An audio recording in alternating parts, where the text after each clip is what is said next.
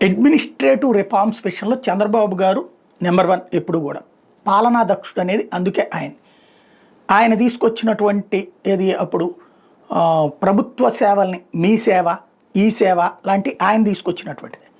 అయితే దాని upgraded version Jaganmohan Reddy తీసుకొచ్చాడు. సచివాలయ వ్యవస్థ, వాలంటీర్ వ్యవస్థ ఏ ప్రాబ్లం లేకుండా చేతికి అందేది. ఆ విషయంలో దాన్ని చెడగొట్టడం అన్నటువంటి విషయం మీద మాత్రం బాబు గారి వ్యవహార శైలితో నేను విభేదిస్తాను. అయితే వాట్సాప్ సర్వీసెస్ తీసుకురావడంలో దాంట్లో ఒక పావు వంతు పరిష్కారం అయింది. ఎందుకంటే 75% పరిష్కారం లేదు, ఓ పావు వంతు పరిష్కారం అవుతుంది. ఇంకా మిగతా సేవలు కూడా అందిస్తే టోటల్గా పరిష్కారం అవ్వచ్చేమో. అది మంచి పరిణామం.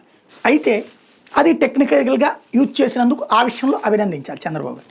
ఇప్పుడు ఇంకొకటి ఏది గుర్తు చేయాలంటే బాబు గారు వచ్చాక 2014-19 మధ్యలో అంతకుముందు రిజిస్ట్రేషన్ అంటే బండి కొనుక్కున్న, కారు కొనుక్కున్న రిజిస్ట్రేషన్కి ఎక్కడికి వెళ్ళేవాళ్ళం మనం, రవాణా శాఖ కార్యాలయం చుట్టూ తిరిగేవాళ్ళం. అట్లా కాకుండా ఇక్కడ డైరెక్ట్గా అదే షాప్లో రిజిస్ట్రేషన్ చేసేటటువంటి ఒక సరికొత్త కల్చర్ దేశంలో ఫస్ట్ టైం ప్రారంభించింది ఆంధ్రప్రదేశ్. ఇది ఇప్పుడు ప్రపంచ రాష్ట్రంలో ఇదే వివిధ రాష్ట్రాల్లో మనల్ని చూసి ఫాలో అవుతున్నారు. ఇంకా తెలంగాణకు చేత కాలేదు అది. ఇది నెంబర్ 2 ఆయన సంస్కరణల యొక్క గొప్పతనం. ఇప్పుడు ఇంకొక అడుగు ముందుకేశారు.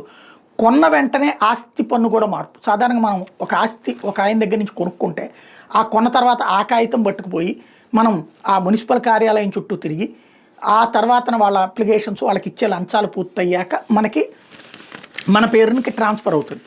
ఆ ఆస్తి పన్ను తీసుకెళ్ళి మనం ఎలక్ట్రిసిటీ డిపార్ట్మెంట్లో కట్టి తర్వాత కరెంటు కూడా మీటర్ మన పేరు మీదకి మార్చుకోవాలి, కుళాయి అయినా ఇవన్నీ కూడా.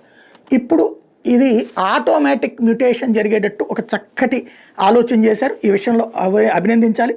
పట్టణాలు, నగరాల్లో రిజిస్ట్రేషన్ జరిగిన వెంటనే కొనుగోలుదారుల పేరుతో ఆస్తి పన్ను వివరాల మార్పు, ఆటో మ్యూటేషన్ జరిగే విధానాన్ని విజయవాడ మున్సిపల్ కార్పొరేషన్ పరిధిలో ప్రభుత్వం ప్రయోగాత్మక ప్రవేశపెట్టింది.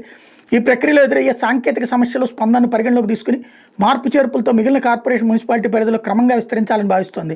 వ్యవసాయ భూముల విషయంలో ఇప్పటికే అమల్లో ఉన్న విధానాన్ని పట్టణాలు, నగరాల్లో ఆస్తుల కొనుగోలుకు అమలు చేసే విషయం మీద కొద్ది కాలం నుంచి కసరత్తు జరుగుతుంది. ఈ క్రమంలో విజయవాడ మున్సిపల్ కార్పొరేషన్ పరిధిలో అసెస్మెంట్ నెంబర్ల మీద ప్రాపర్టీ ట్యాక్స్ చెల్లింపు జరిగే ఆస్తుల క్రయ విక్రయాలకు మాత్రమే ఆటోమేటేషన్ విధానాన్ని అమలు చేసేలా చర్యలు తీసుకున్నారు.